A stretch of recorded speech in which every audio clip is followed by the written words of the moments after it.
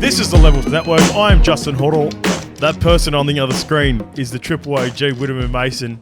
Business meetings. He's always got something going on, mate. He moves in mysterious ways. This brain's going everywhere. I need a lot of things going on. Okay, we'll hey, leave it. Boys. Good, mate. And the bro, Lukey Stowe, is here off to the side, unfortunately. Oh, you do got some camera time. Yeah. Oh, you snuck in some camera time. I didn't even see the setup, Mace. Mate, let's get straight into it because I've got heaps today because we've got so many good replies. So let's start off with letting everyone know that as per every week, this show is brought to you by Papa Macros. Put in the code LEVELS30. If you haven't bought a box before, highly recommend it.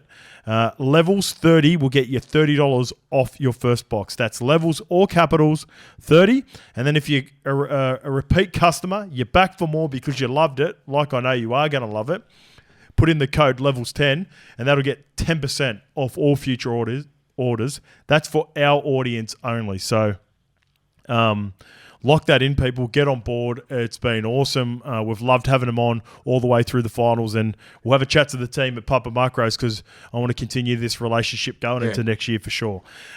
Mate, there was a number of comments, reactions, whether it be Instagram, YouTube, about the passion behind your... I've got written down here rant, but it's not quite a rant. It's just talking about, your feelings, how you felt about the wash-up from the game on Sunday. And I think we've got a couple here. So I'll start off with this one from Alex Collins because it rolls into some of the Ashes stuff that we're going to be doing in about 5 weeks too, mate. Yeah. So he writes this.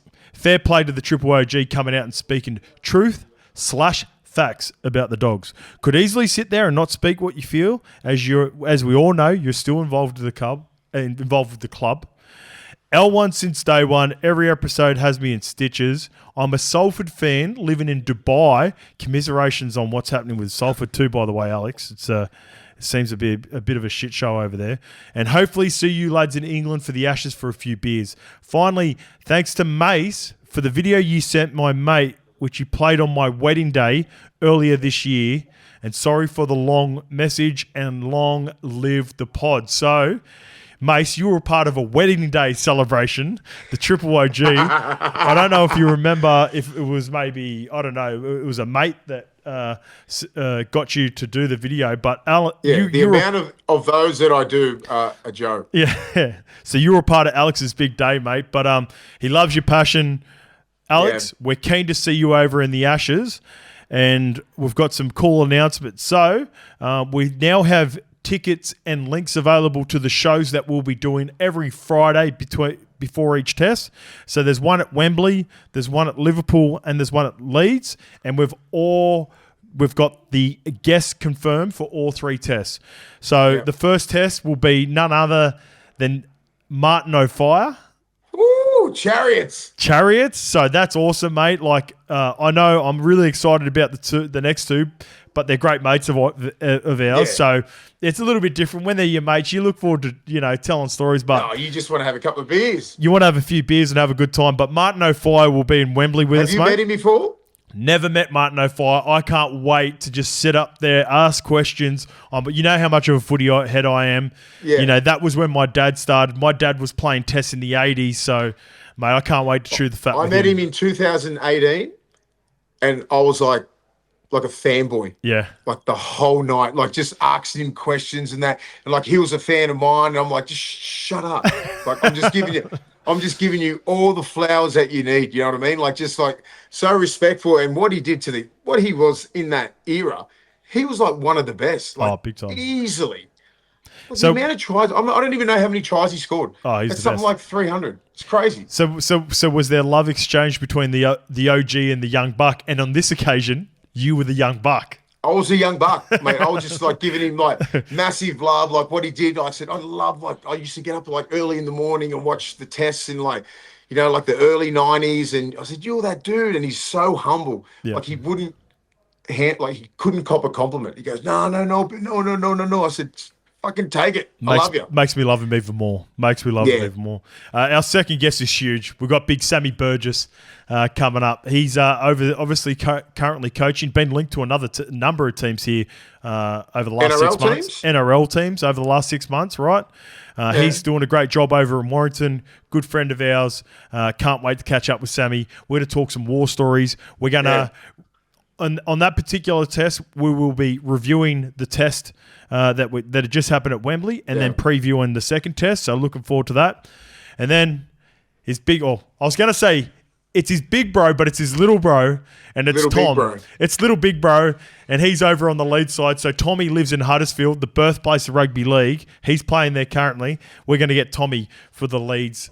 By the way, do you know, fun fact, Tommy ended up playing more tests and more games for South Sydney than any of the brothers.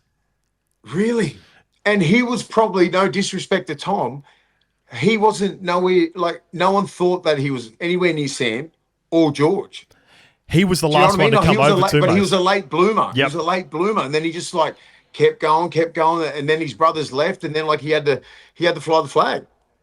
He's Good on awesome. him. Yep. Yeah, I love him. While we're over in the UK, we've got this one from Neil Davies, and I want to give him a shout out. He was at our Levels Golf Day last year. Absolutely loved him as a player. How do Levels Fano? Can you three take a few minutes to discuss, comment, and reminisce about a magnificent career from Jordan Rapana?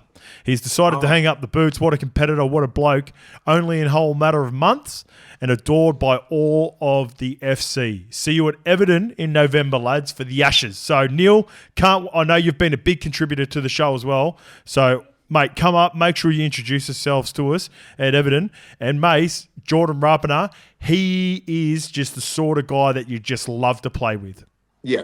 He debuted in 2007, remember? Yep. For the Titans. I played in that game, right? He scored 2 tries. Yeah. And then he pissed off for 2 years. Yeah, he went on a Mormon mission, didn't he? Yeah. And then come back and then absolutely just blitzed it. You know what I mean? Like, he's like, there's only a couple of teams where wingers actually, like, have all the energy. Cronulla, Mulatalo. Yep. Right? Wendell Saylor was like that at Brisbane. Like, Yep. when a winger has so much respect and energy and they're the guys, you know what I mean? Like Brian Toto. Like, they're a special sort of player. And he used to do all those little tough yards, and he was like very proud, moldy man. Like, he ticked all the boxes. Like, Ricky Stewart, he'd be probably one of the Ricky Stewart's like favorite people. Well, the rumours are, I don't know if this is 100% true, but I've seen this on one of the pages. There were reports that Ricky was looking at getting both Elliot Whitehead, because he's retired as well. So shout out to Smelly too, an absolute legend. So Elliot Whitehead and Jordan Rapana apparently both could be returning as some, in the staff or involved with the club next Pathways year. or something. Something like that. So that'd be great to get them. Yeah, back he was involved. outstanding. He was one of the best wingers in the world for at least, like, I'll give it 3 or 4 years. That's a big shout. He's in contention, right? His name was in the list every year for a long time. All the time. Yeah. Like, Dally M Winger of the Year, I reckon it's probably from 15, 16, 17, 18, 19. 19 was a huge year. Yeah. 19 was a big year. So hard to fucking tackle. What was that? Have you tried to tackle him? Yeah. Do you remember we played that trial game against Canberra, remember? Yeah. And this is when he sort of, I don't know, like... He just returned. Yes. Yep. Bang, massive palm. Like, he hits. I was like, who the fuck is this? Yeah. Like, I didn't understand. I was like, how strong, well balanced, and just like, I was like, this is a winger. Yeah. Just bashing like forwards and like just running over forwards. I was like, holy shit. Because did he play a little bit of union as well? I think he might have. He fucked off to Japan. He's played in Japan. Yeah, yeah.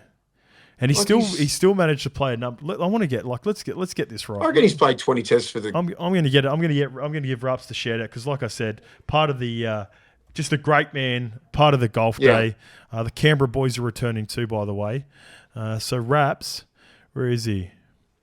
So Gold Coast 2008, correct, Mace. 2014 he returned, and he punched out 219 games. So there How you many go. tests? Tests 19. Yeah, I said 20. Remember? Yep. What a career. Your footy IQ for numbers and stuff is pretty good when we do that. It's stuff. weird. You know It's how so weird. normally I guessed all the odds? Yeah. If when it comes to guessing like games or age, randomly you're really good with like someone's like I said, age 200 and games. 20 tests. Yeah. You're about 15 accumulated games off both. Yeah. So far. All right, let's get to it. All right, let's get to the passion. I want to get back to the passion. And I love this take from Chris Bray because it's a different take that I haven't necessarily seen. And you know what I'm like. I love it when we get a shout out from Norway, of all places. We've gone Nordic. Kia ora boys from Norway. Worldwide. And thanks for keeping up to date whilst I live in a rugby league dry zone. Question, mainly for the Triple AG, but also for the fans regarding the Bulldogs. Yes, I know the Galvin deal hasn't delivered a premiership this year, but how would you feel? How would the alternative feel? How would it feel if the Bulldogs still got knocked out early? That this is where they finished up after a strong season. Maybe the disruption doesn't happen. But you don't try to even sign Galvin, and even worse, he ends up at a crosstown rival like the Eels and teams up with an elite halfback like Mitchell Moses. People would describe that as mismanagement or even downright negligence from the Bulldogs. When you sign young talent, it's always a risk, but if you want to succeed, you won't get there without taking chances. That is a big call, right? What a comment. I like that because the Bulldogs at the start of the year, we had probably one of the easiest starts of the season. From round 1 to about round 16, I reckon. They weren't top 8 teams. They weren't top 4, top 2, all that kind of stuff. And we won all those games with Sexton, right? It looked really well. It looked really good. And then the Galvin situation happens, right? Then we start playing some decent teams. And you throw him in there. Sexton's in reserve grade. You blood him in. And then we just not capitulate, but we just don't look like the same team, right? So you can see visually, if you're a Bulldogs fan, you're like, you fucked up. What's Galvin going to do? You know, he's the worst. Like, you know what I mean? Like, he's 20 years old, right? We're looking for 10 years. We're not looking at 1 year. You know, like I honestly, in my heart of hearts, I don't think we could have won the comp this year. I don't think so.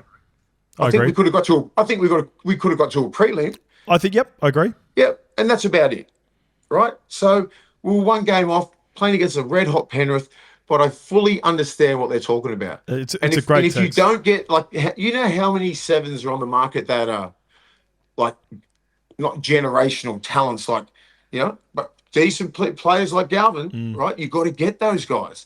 And if you don't, that's mismanagement, right? So we had to get him. You have to get him. Yeah, it's a really interesting hypothetical. I like it. It got me thinking specifically about where Parramatta would be. Like, what sort of shift, Lukey? Do you remember how vocal Jason Riles was about him? He was doing presses. He was. Can you hear Lukey there, mate? Yeah. Okay, sweet.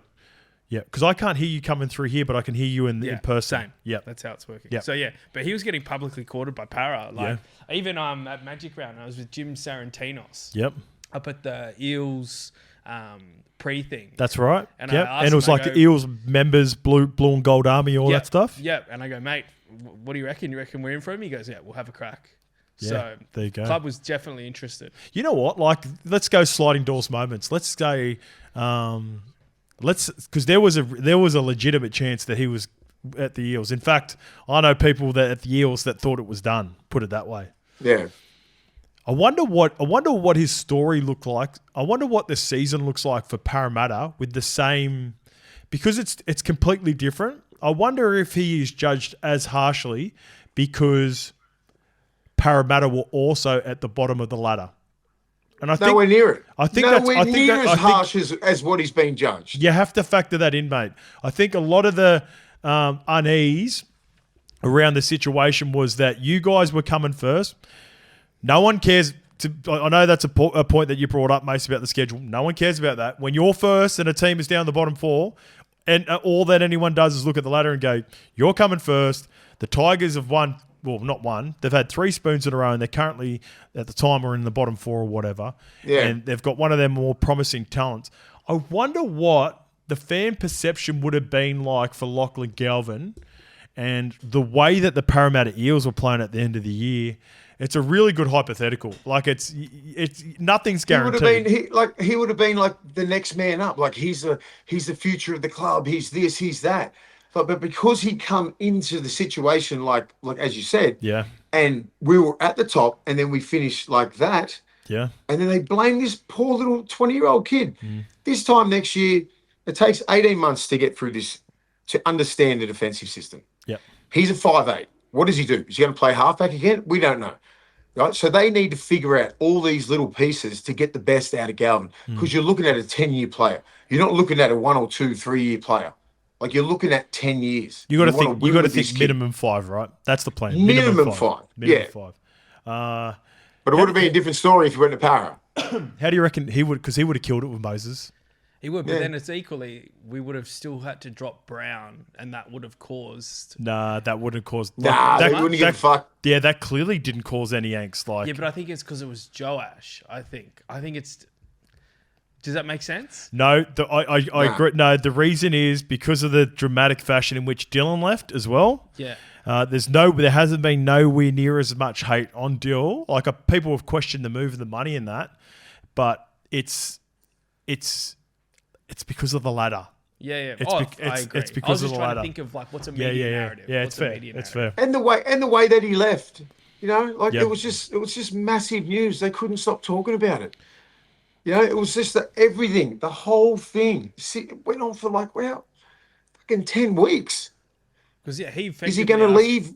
He effectively asked for the release with the waiver, all the legal troubles and everything like that. So he was never going. So Bulldogs had to pick him up, otherwise he was literally going to go somewhere. Yeah, and Parra would have to do the same. Yeah, it was basically it wasn't a good look. So we went all in on Galvin, right? Yeah.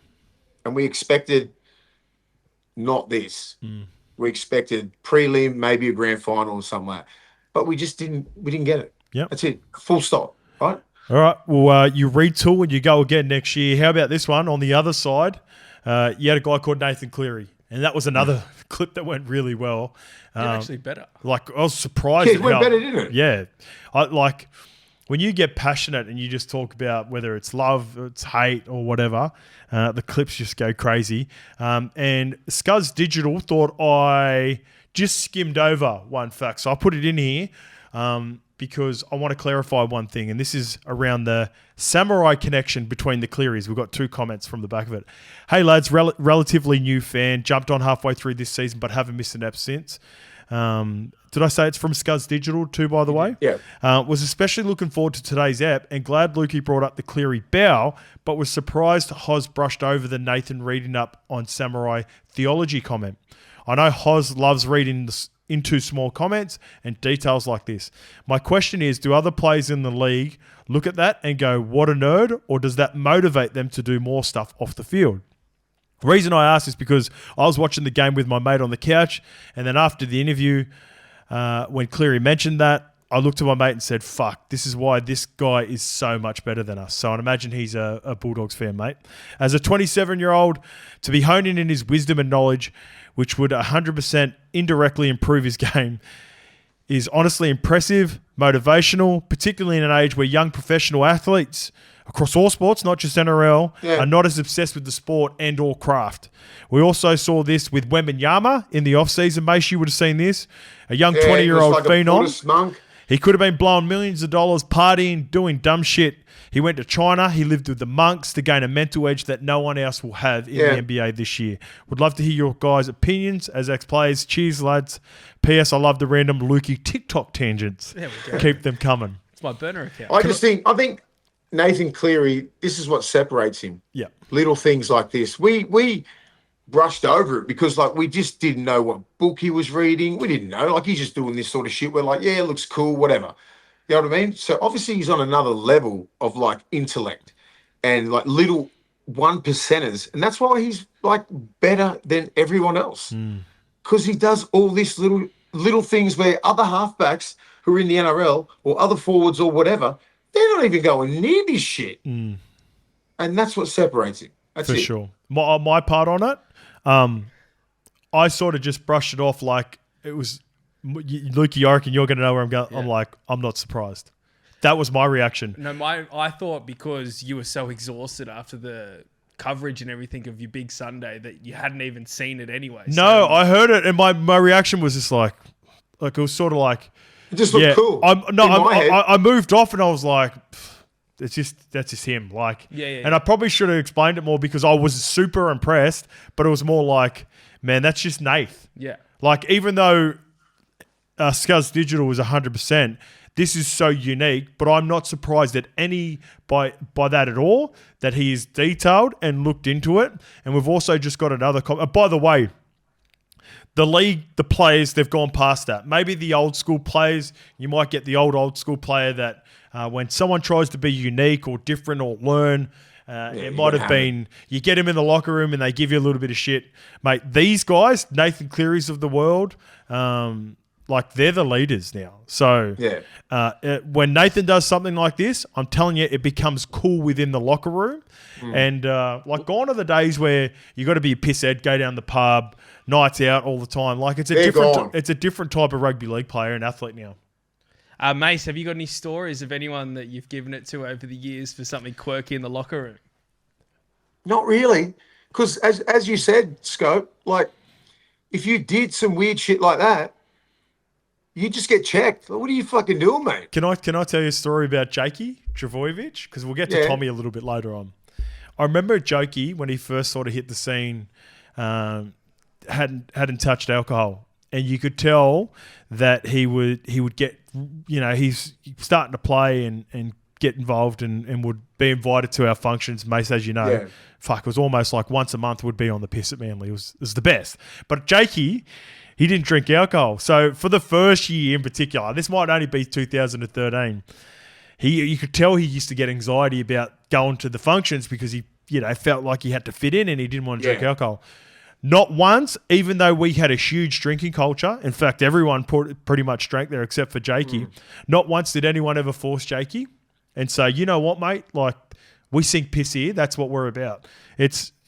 Jakey, was a young kid. He hadn't had a beer first. It wasn't up to us to force and go.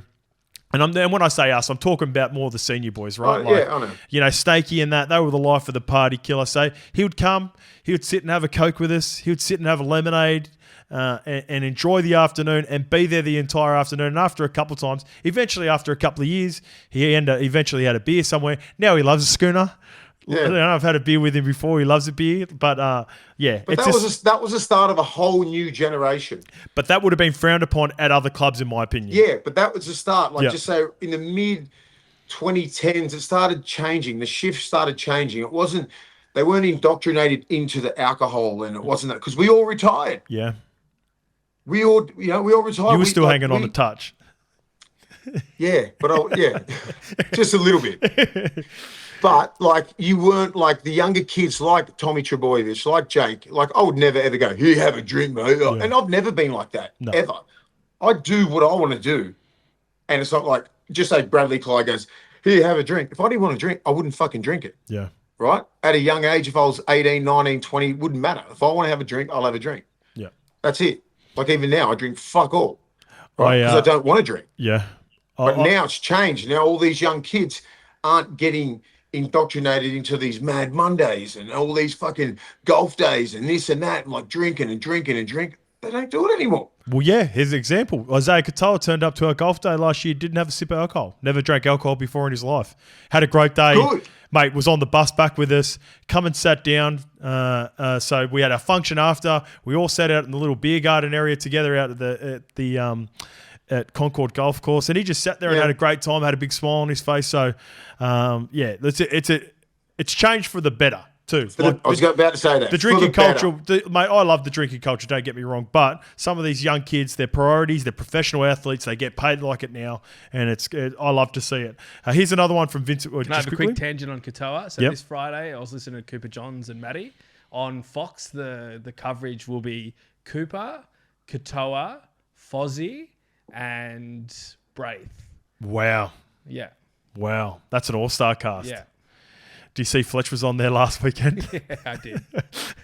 I was sitting there. Fletch was on there, and they have to keep reminding him that it's not the Matty John show, and it's like he has to come on and Be serious. He's got to do proper analysis, and he hates it. Matty said that Katoa is got better IQ than Nath based on conversations and watching footy with them both. That's a huge call from Matty. Subjective, but It is subjective. He is impressive, mate. He is impressive, as isn't a he? 21-year-old, I think he's better than Nathan Cleary. Okay, gotcha. Yeah. Yep. That's fair. That's what fair. I'm saying. Yep. He digs into the line more. I was very, like, when Cleary was coming through, I was like, he needs to get into the line more. He needs to dig in a lot more. Katoa's doing that now. Yep. Yeah, he's You know, awesome. So, and now, at his now Cleary's a age, fucking master at it. in comparison, at his age, Isaiah Katoa is he's light years ahead of a lot of people. Even Joey says that, mate. Yeah. Joey loves him. If you're a young half, I'd be watching Isaiah Katoa Well, and how he plays.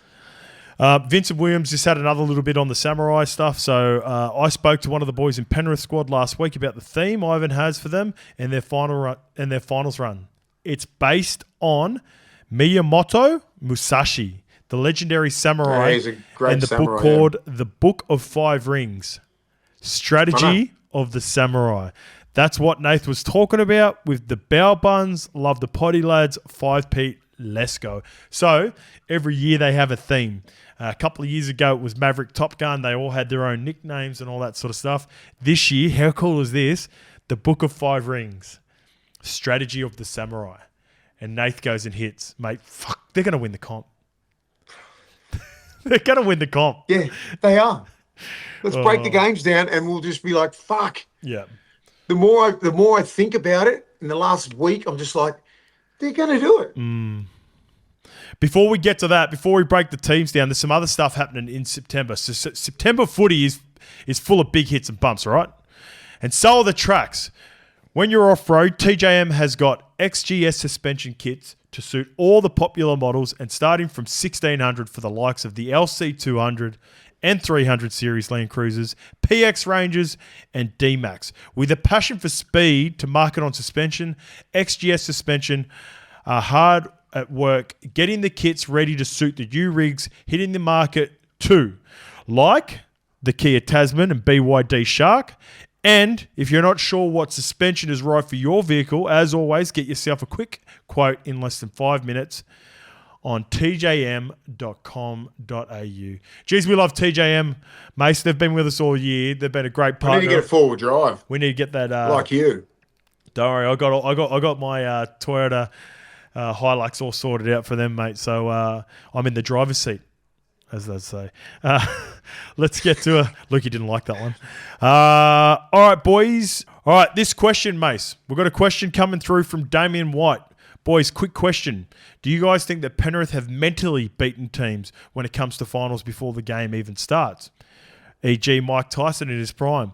You do all the preparation through the week, but once the players hit the field, they feel like Penrith are unbeatable. I struggle to see Penrith not taking out their 5th straight competition. We just talked about the mindset and that before. Mace, I think your Bulldogs team was beaten before they ran out on the weekend. Same. When I looked at the kickoff, when I looked at the first couple of sets, I saw Leota, I saw Yo, I saw Cleary, I saw Toto. All the big guns were like imposing their will. You know what I mean? Like they were just going, come with me. Can you match me? Right? And some teams just can't. And they're relentless. They do it for 80 minutes, 20 out of 20 completion rate. We're not making a mistake. Everything is clinical. We're going to kick in the corner. We're going to bash the fuck out of you. You're going to make 25, 30 meters. Birdo, you're going to kick. We're going to catch it on our 30, get to the 40, and we'll just keep going until you break. And it's like, you're in a fight when you're with Penrith. And it's for 80 minutes, right? That's where Brisbane, I think they slip in and out of games, right? That's why I we'll get to the games first in a minute, but they break teams. I don't think Brisbane will be beaten before the game, by the way. Can I ask you a question about your team? Yeah. You had some really strong teams that led to glory in 2004. In the lead up around 2002 to 2005 era, how many teams did you think you had beaten just say specifically in the 2004 season where you like, you know what, we still got to make sure we go out there and play, but you could see the look in their eyes. Yeah, we had a confident forward pack, back line, swag, arrogance. It was a whole full package, and it was like led by guys like myself, Mark O'Mealy, Steve Price, Roy, Sonny. We just had a real good mix of people. Could you tell from the opposition that they were beaten? We were when you not got weren't worried about the opposition at all. Yeah. Unless it was like the Roosters. Okay, we've got to get up for this one. Yep. Warriors were pretty good. Yep. Penrith were pretty good. We knew it was like it's going to be a matter of like a magic play from someone, right? But there's no games that I went into when I was wearing that Bulldogs jersey where I was like, fuck, we'll get beat here. Ever. That was just sort of the confidence that was installed in the group. Even though it might happen, you still had the feeling like it wouldn't happen. No. Yeah. And if it did happen, I'm like, how the fuck did this happen? Do you know what I mean? Like you're sitting in the shed going, oh, because, you know, we didn't complete at a certain rate. Like we had goals like before the game, like 20 missed tackles was the max that we could do. 20 missed tackles. As a team. Yeah. Right? So whenever we got less than 20, whenever we like hit these little markers, we'd never get beat. Yeah. So there was a certain, I remember the stat, and it's probably similar now, Mace, isn't it? You'd probably be aware of it. We used to have, was it 3 tries? Or like basically if you kept them to 2 tries, you won. Yeah. Pretty much every game. I'd imagine now because there's more points in the game, I think it would probably live between 12 to 18, you'd think? Somewhere in that range. If you can keep a team to like 14 or 16. But yeah, like you guys and this team, look, when you go out there and Mike Tyson is the example, and this is why I'm sort of leading this question into our sponsor, Mongrel Boots, because the mongrel of the Dogs, the mongrel of this Panthers team, reflects our sponsor for this year in Mongrel Boots. They are Aussie-owned, Aussie-made. They're a tough Aussie work boot that are comfy, designed, and built for the job. Remember, everything is easier in mongrels. If you're looking to get to a pair of mongrels, make sure you head to mongrelboots.com.au to find your local boot. Find your favourite boot and local retailer. All right, let's get to this, Mace. Let's get to the news around Turbo. We'll get to the backflip. And the backflip's gone the other way on this occasion in Manly. The irony. So here are the details around Tommy Trbojevic, mate, and it's been unfolding over the last couple of days. I actually had it on Monday, but I'm glad we didn't touch on it because we found out more information. So Trbojevic is off contract, Tommy of the Tommy variety. He's off contract with the Seagulls at the end of 2026, so that means he will become a free agent as of November 1. The Daily Telegraph reporter Dave Riccio explained the situation on NRL 360 last night. Apparently, it's a stalemate. So a formal offer was put forward to Tom and his management, which wasn't formally ratified by the Manly board. Then a counter-offer was put forward from the Manly board after Turbo had believed and his management had agreed to the offer, and it was $300,000 less. So it had been trimmed $100,000 per season, and it has been reported that the Trbojevic camp are filthy, and reports are our man Sammy Burgess, and maybe we'll see what happens. Whether this goes or happens or doesn't happen, we'll be able to ask him at the second test. That'll be great insight to see how hard they were in on Turbo. Or, by the way, maybe Turbo's over there by that stage. So, Warrington have expressed an interest and have offered him a 2-year deal. That is the reports. Do they have the money? Apparently so, yes. Yeah, they do. Warrington are a rich club, marquee club. They wouldn't offer Turbo anything less than £500,000 per season, in my opinion. Why would they disrespect Turbo like that? Why? Do you want me to have my? I know where you're coming from, but I'm like, I look at him and go, like, he's getting better. Like, I think the injuries are behind him, right? What do you think? Do you want me to have my take on this? I want you to have your say, but I'm just thinking, I just wouldn't do that to that human. I wouldn't either. I wouldn't either. And you know what I'd be doing if I was Tom and Jake? It Go starts on, with Tom. package. No. I'd hit them with the fucking Uno reverse. So, this is what Tom and Jake, because of their loyalty and love for the club, they've lost leverage, Mace. So, the Manly board, in my opinion, are taking the mickey. Because they realise, right, if they lose Tom and Jake, that'll be the Manly fans, members will lose their shit. They will. A large portion of them. Because those two guys are beloved at the club. But what Manly, I think, bargaining on, if he doesn't take the deal, then he goes over to the Super League. Because what have Tom and Jake said? They'll never play against Manly. Yeah. If I was advising Tom and Jake, because of this specific situation, why don't you go and see who the highest bidder in the NRL is? Yeah. Why I don't you agree. fucking hit Manly with an Uno reverse and go, you know what? You want to stuff us around? We had a deal. Go the Titans. That deal's been for me. If I'm them, go to a contender. Go to a contender, and Take then half. see what the temperature's like with the fans around that. Now, Manly are probably sitting back going, Tom and Jake have come out and said that they would be going back against their word, but the goalposts have shifted, Mace. Yeah, who gives a fuck? Like when you put a deal in front of a guy like Tom Trbojevic, international player, we all know what he's capable of at his best. Now, he's been injured for sure, don't get me wrong. But also, you got to factor in the love that the Manly club have for him. Oh, yeah. And then you go, oh, wait a minute, no, that a deal that we're all done. Well, let's put pen to paper. And then you shift the goalposts on him like that. And I know people might be going, oh, Scope, cry foul, he's been injured. And Nah, fuck that. And it's 300,000, but he's still getting over 2 mil. It's not that. It's the principle, Mace. That's a respect thing.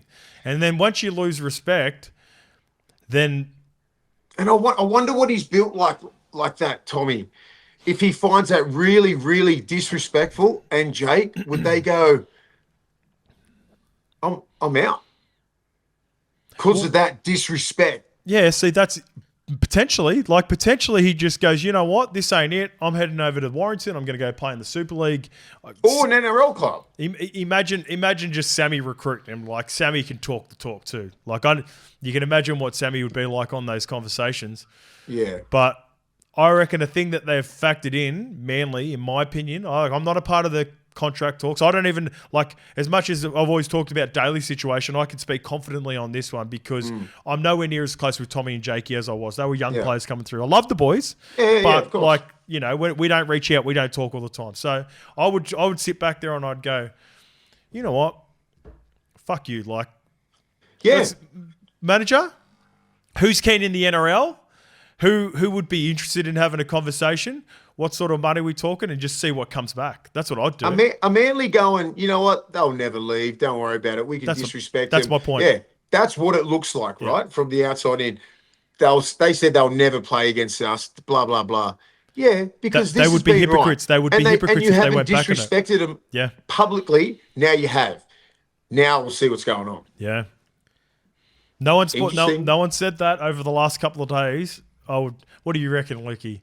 It's similar to the way I feel about DCE. I never wanted to see DCE leave, but I just don't understand how they just, like, let's say it was a ratchet clause that wasn't calculated in the offer that was submitted to Tommy initially, or whatever the issue was, like owning up to it and going, all right, we've said this, we fucked up here, and then just fix the issue, as opposed to letting it go through the 100%. media and creating all this narrative again. Have they learned nothing? No, they haven't by the sounds of it. Here's the thing you got to factor in as well, Mace, right? Even though it's still a great deal, don't get me wrong. Big money, good money for a player, but also... How much? It was 2.5 over 3, so just over 800,000 per season. But here's what you factor in, Mace. He used to be on 1.5. Like he was on he was on north of $1 million. Put it that. I might be going too extreme to push my case. So apologies. He deserves it anyway. Probably closer to 1.2 because at the time when he signed that deal, he was the most sought after player in probably Best player in the NRL world. history. In NRL history at that point. So he's skimmed his contract to account for the games that he's missed, the injury history and all that. And then you get a deal. And I'm telling you, the 300,000 ain't the problem. It's the fucking disrespect. Oh, That's what, like, when you when you put something on the table, and then you come back, and then it gets in the papers, and people start talking about it. You'd be sitting there thinking, if you go back and sign that now, you're going back to Manly with your tail between your legs. It's like, look what I've done for you fuckers. Yeah, that's my point.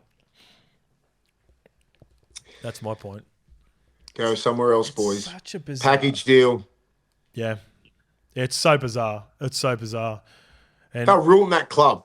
They will ruin that club if they let those two guys go. They'll be rebuilding for fucking 10 years. If they unsettle those two players, yeah, playing group, fans, members, everyone's lost. Everyone's lost. They're so beloved out there. Let's get to some more transfer news. So it has been reported that Mark Nawaqanitawase is heading back to Union. According to the Sydney Morning Herald, Nawaqanitawase will leave rugby league to make a return to rugby union in time for the 2027 Home World Cup. 25-year-old has been one of the Tricolour's best, having joined from the Roosters after the Paris Olympics.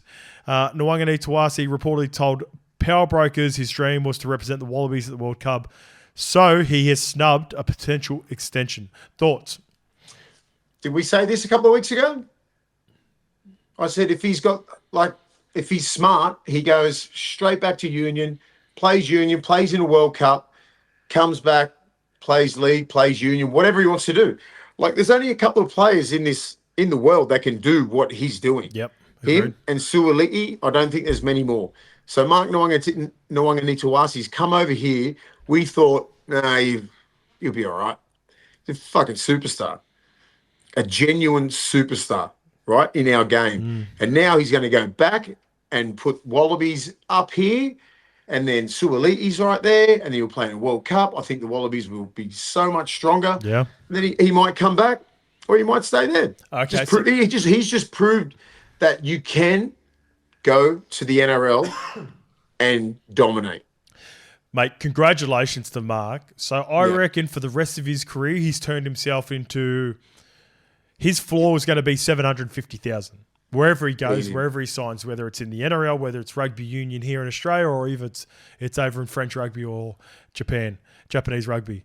I love it, mate. He doesn't know rugby league anything. Like, there's been some fans that have been blowing up thinking, you know what? You come here, you Roosters, you have a cracking season, and mate, who gives a shit?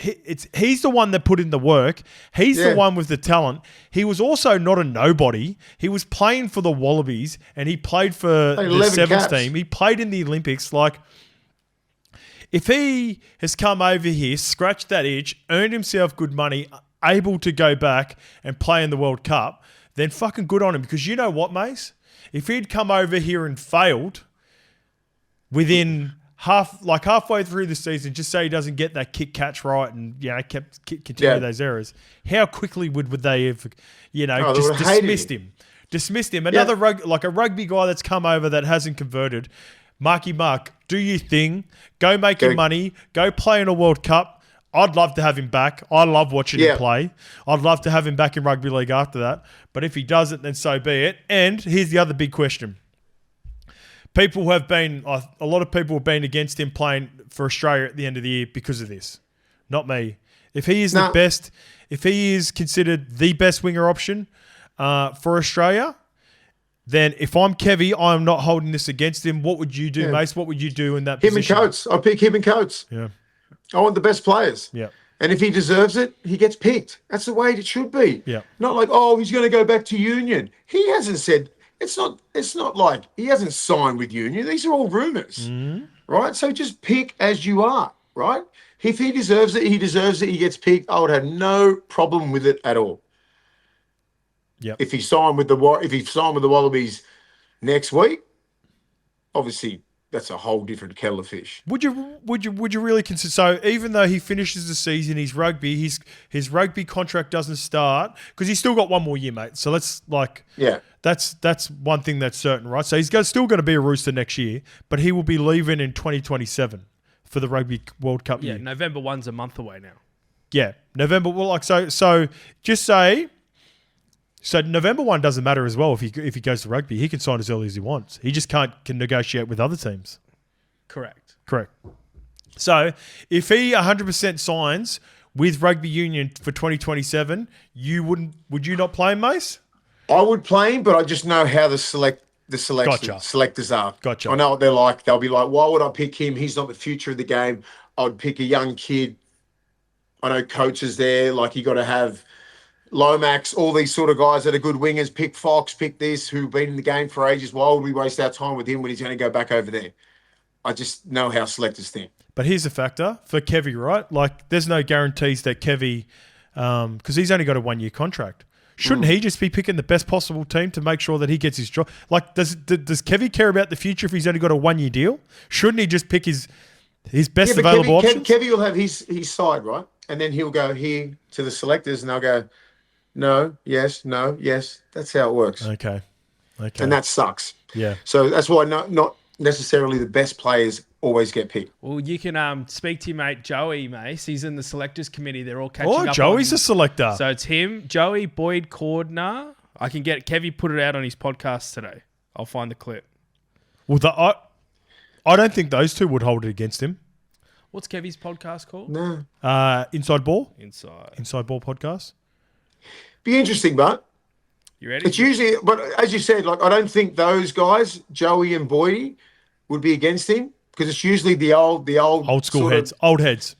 Old heads would be, and I think those guys are not in the frame anymore. Do you want me to play what Kevy said? Yep, go ahead. Big Tino's committed. How good? As soon as I got the job, he was the first one I reached out to. One of the last things he said to me in that meeting was, I've got unfinished business with Australia. Well, I hope so, and I'm bloody proud that he is. I'm so happy. Carrigan, Tino, Lindsay Smith, Reuben Cotter. Well, you're announcing names. Right? There will be a selectors meeting, though. I can tell everyone, which probably I shouldn't, but I will.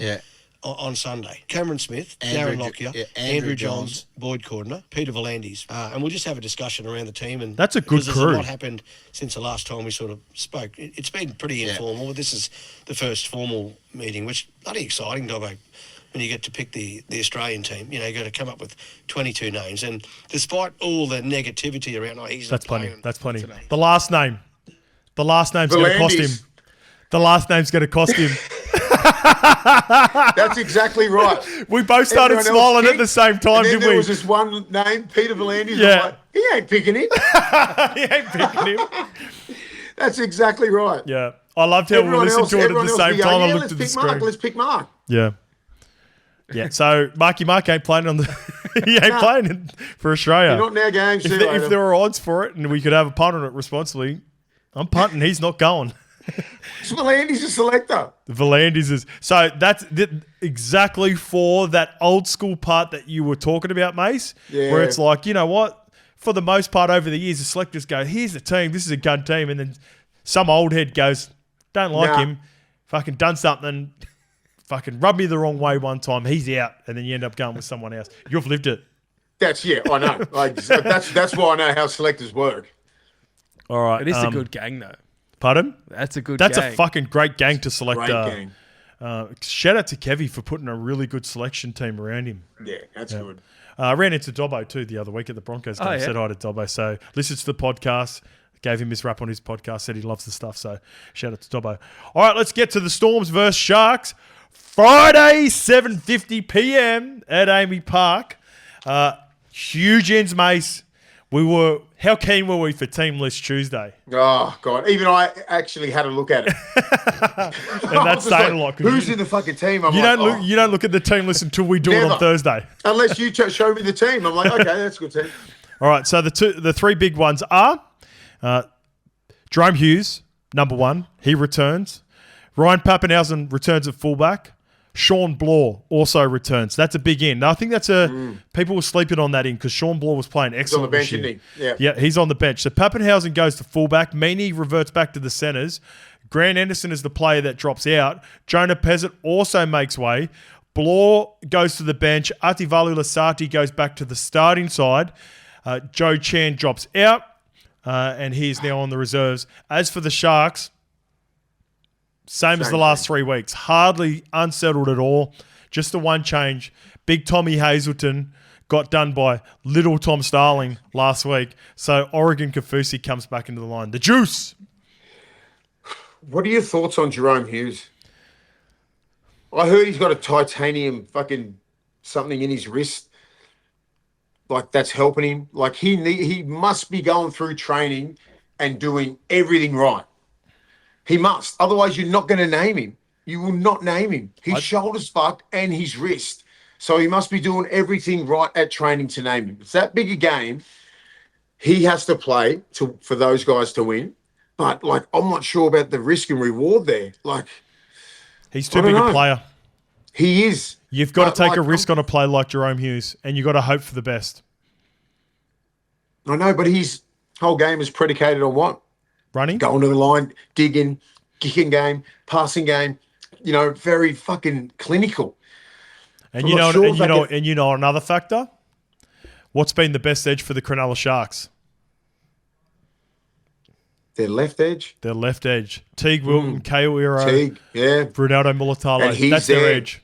That's the edge that'll be running, and that they'll be setting heaps of traffic. And you'll be running inside out lines, outside in lines, just to try and get him slipping like that, right? You want him to expose him. You don't want to run straight at him. You want to expose him with late footwork so his wrist and his shoulders out. Yep. Right? You're not trying to hurt him or whatever, but this is the game. If he's out in the field, so be it. You're spotting him up.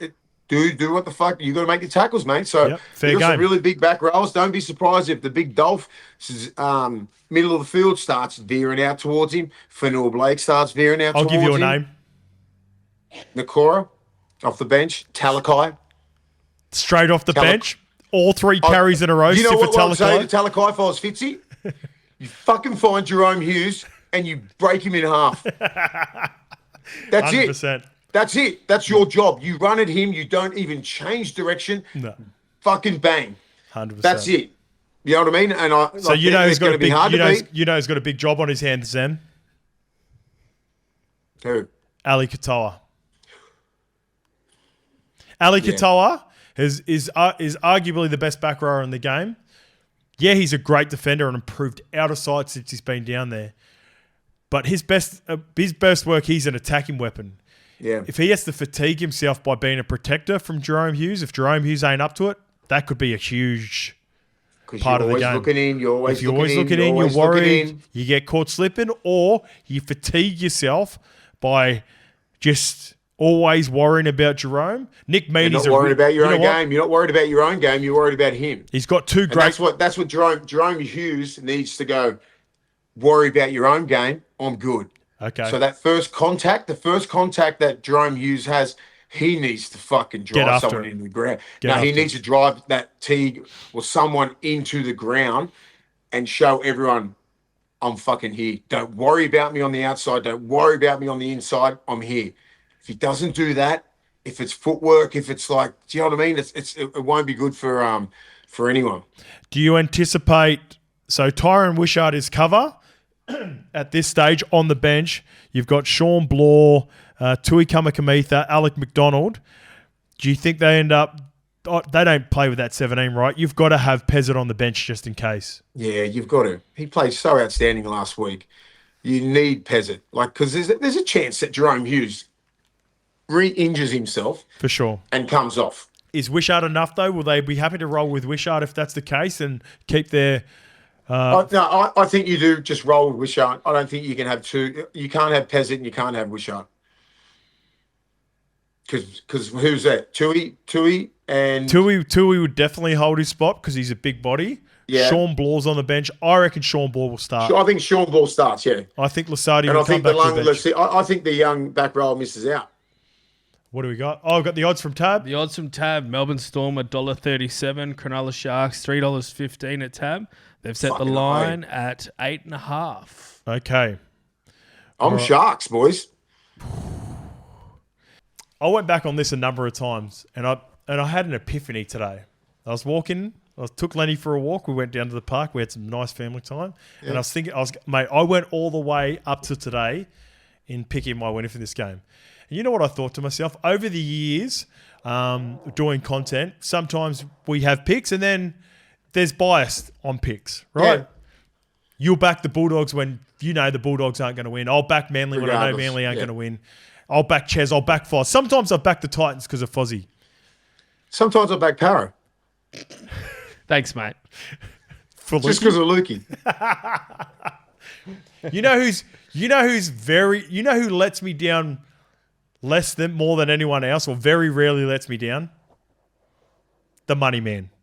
Yeah. My mate, out of all my mates, and the relationship has basically started from 2020 when I got on this ride with him. We become close mates through a group. And then every time, even in games where I thought Queensland versus New South Wales, they weren't going to win, he's Takes a the winner. worst side. And on this occasion, he's actually the favourite. So it would be crazy for me, even though I wanted to pick the Sharks, I'm staying on Melbourne because of the money man. I'm sticking with my man. Out of everyone, and all the boys that I'm mates with, he very rarely lets me down. He very rarely loses. In fact, over the years, it's probably only when he plays Penrith in a grand final that he ever really lets me down, because they have been so good. They've been the team that have eventually knocked him out in a prelim or a final. Except the first time. What was the first time? Yeah, first time we're on him. So first time we're on him. We've had multiple origins. He's made me look like a genius. Oh, he's a king. This year at Queensland, I had thought Queensland were no chance. But fucking money somehow gets... He kills me all the time. He kills you, and he's good kills for me. Yeah, no, he kills me all the time. But I'm just thinking, the Sharks are on it. They're on it. What have they won? 9 games or something like that? Super right? dangerous. They've won 8 from 9. They had a little mishap against the Dragons. Yeah, and I'm like, kick to Pappenhausen, massive kick chase, very, very, very aggressive tackling, right? Mm-hmm. Who's coming back from HIA? Him. Don't really need much to rattle that head. And they'll be non-stop into him.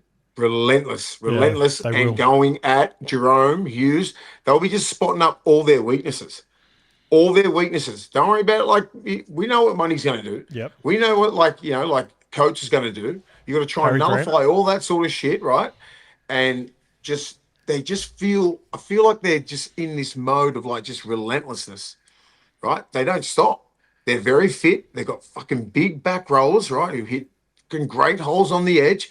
Nico needs to take this game and make it his own, right? This could be a really important game for Nico's career. It's a man of the match. He needs a man of the match performance. What if Braden Trindle kills it and he does what he does last week or the last couple of weeks? Because Braden's been awesome. He's the dude. He's there. He can do some shit that Nico can't.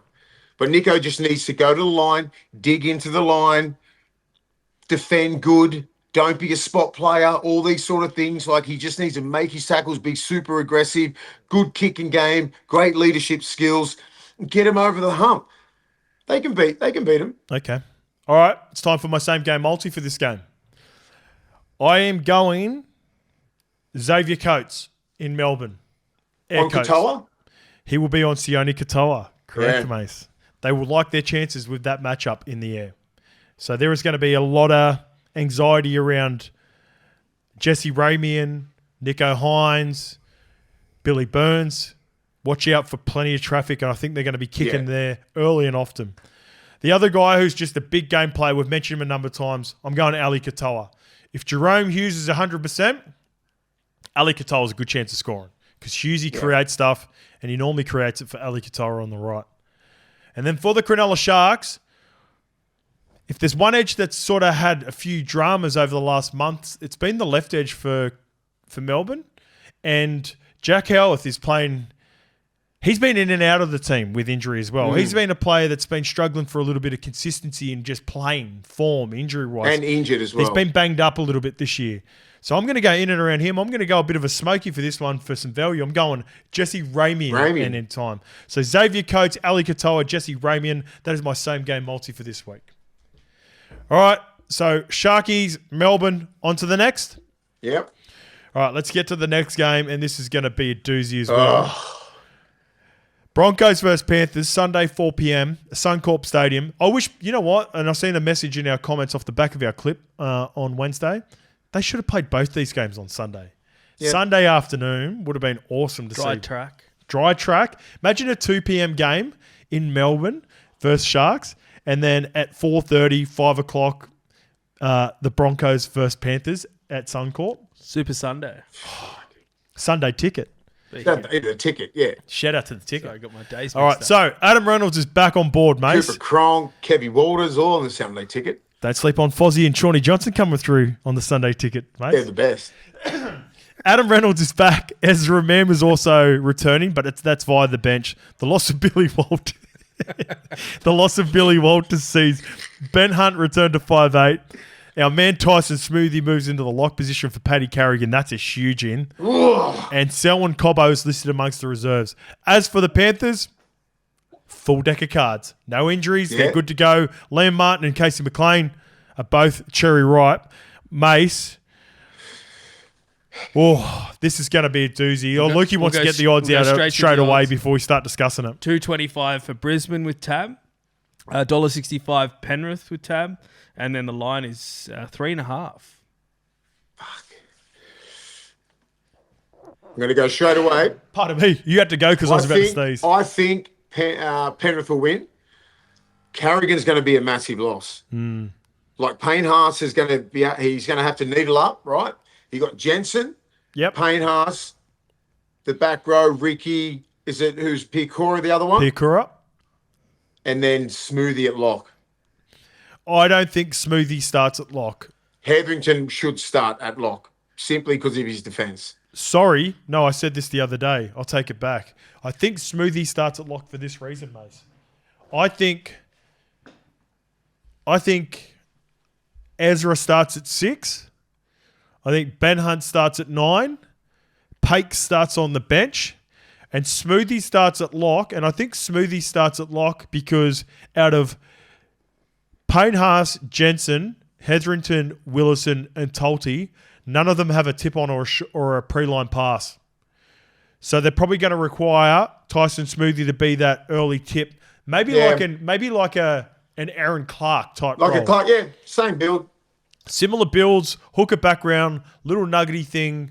Maybe we see that from Tyson Smoothie earlier in this game. Because they need to be able to move. Shift the ruck. Penrith, they need to be able to move the Penrith forwards around. If you go one out against Penrith, they're gonna suffocate you. Yeah, agreed. Even Payne Haas. Like Payne Haas will get his meters and everything like that. But like his first 10 hit-ups, he'll probably get like 60 meters. Do you know what I mean? Like, because they'll strangle him. And who's your next guy? Jensen. It's got to be Mr. Stand on business. It's going to be very hard for them to find some ascendancy in the middle. He's got to have a 10 out of 10 game. I know he's missed about 6 weeks, but our boy Xavier Willison, I know you're a huge fan. He has to come on. And one thing that the Penrith Panthers have been sneakily good at over the last couple of weeks, Liam Henry and Isaiah Papali'i coming off the bench have been excellent. That's big. Big time. I know Big X, Mr. Stand on Business. Has to stand on business. He's got to. I know it's 6 weeks, but like they're putting him in there. He needs to unload fury on Penrith. If he doesn't, he's going to get his ass handed to because they're just relentless. And he's had 6 weeks off, right? He is not fit enough to be going fucking hardcore in a prelim against these guys who are made for this shit. They know exactly what level to get to. And are you up to it, Brisbane? Right?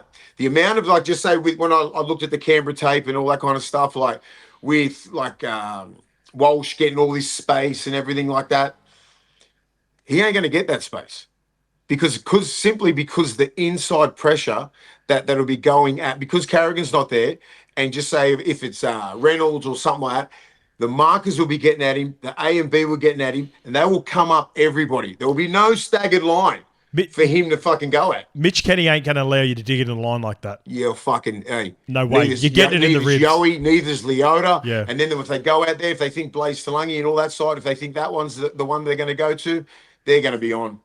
They're going to be on. Good luck trying to make a line break against these guys. And I think mentally, Brisbane can't fuck with Penrith.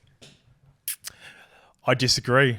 Look, I know I know the Broncos are up against it.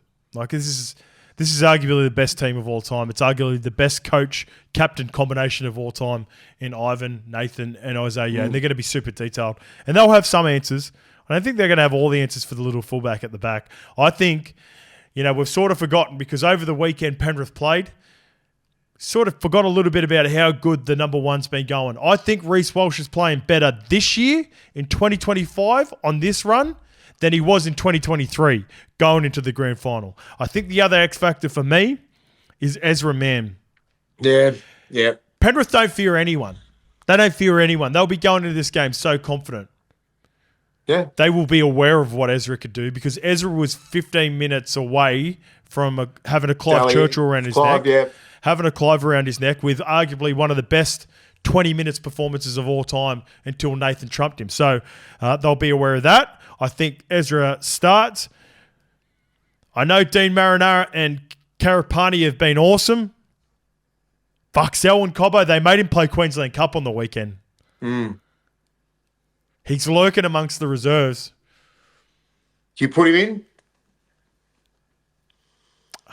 I think you got to. Yeah? I think you got to. For who? Karapani? Karapani. Yeah. Karapani or Mariner. And I fucking... Mariner's been too good. Yeah. But they've both been outstanding. I'm worried about Brisbane if they can figure out, right? So all their big dogs are back, right? Yep.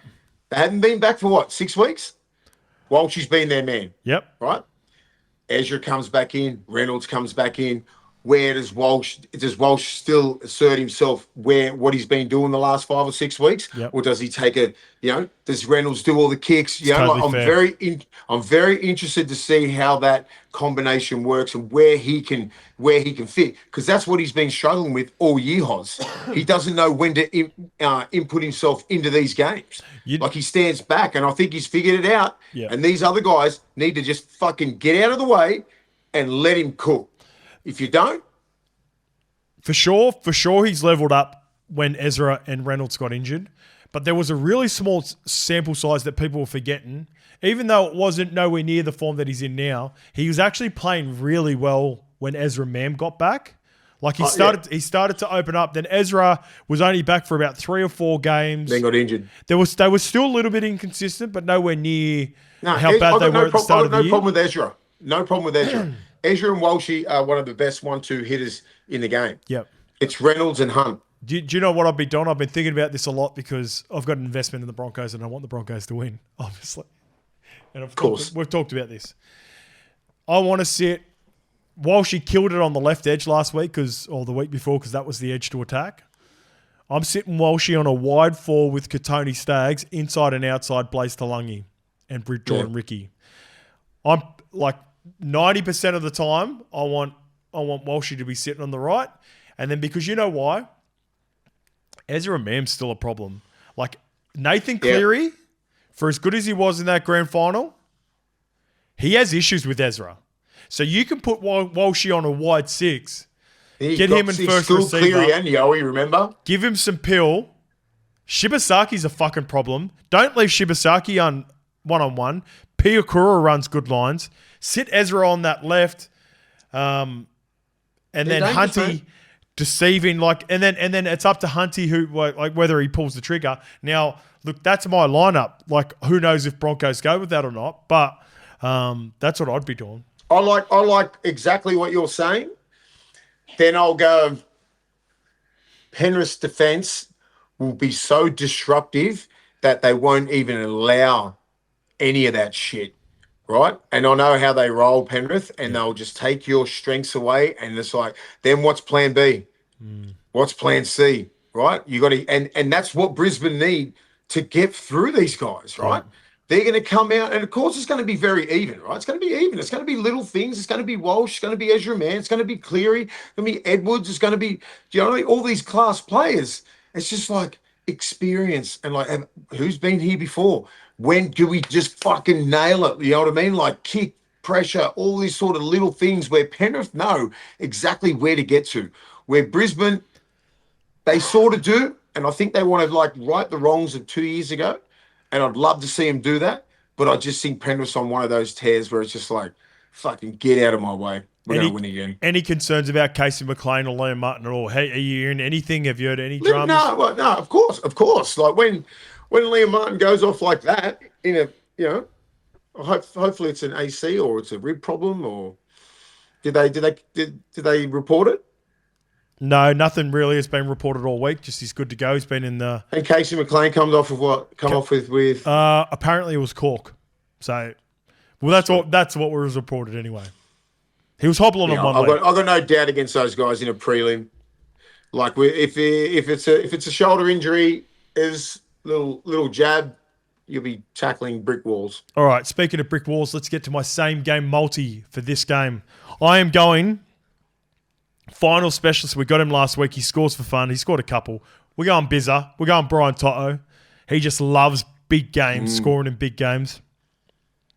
I want to test out and see if Casey McLean's healthy, and I want to test him with Katoni Staggs, and I want Katoni Staggs to score at Suncorp. He's got to go at him. And I want him to let everyone know it's our house. It is our house. This is Suncorp. And the last one, there is no way I'm putting a multi this week that doesn't involve Reece Walsh. I am 100% behind the Wonder Boy, Reece Lightning. If the Broncos are to win, he's scoring tries. We might even see a backflip at the death.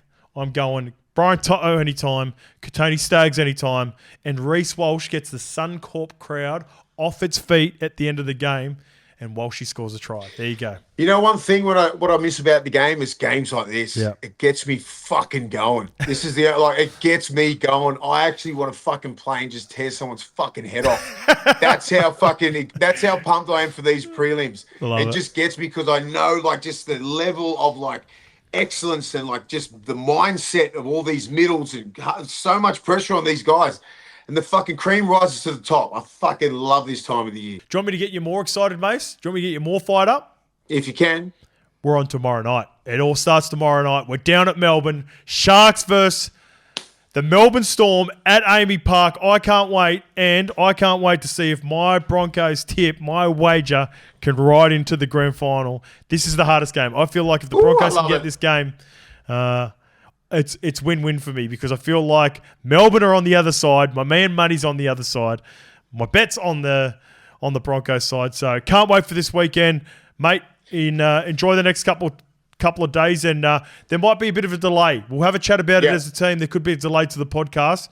Okay. We'll chat on Tuesday. We'll chat after the potty, and we might be back on Tuesday. All right. Enjoy your footy, guys. Chances are you're about to lose. For free and confidential support, call the number on the screen or visit the website.